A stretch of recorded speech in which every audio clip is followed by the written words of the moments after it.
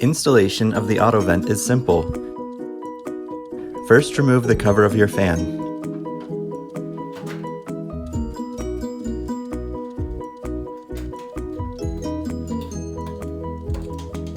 Unplug the fan from the housing. Plug the fan into the AutoVent unit.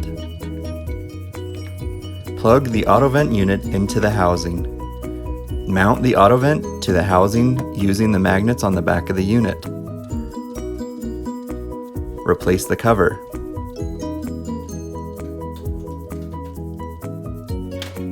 Turn on the switch. Your AutoVent is now installed. Thank you for using AutoVent.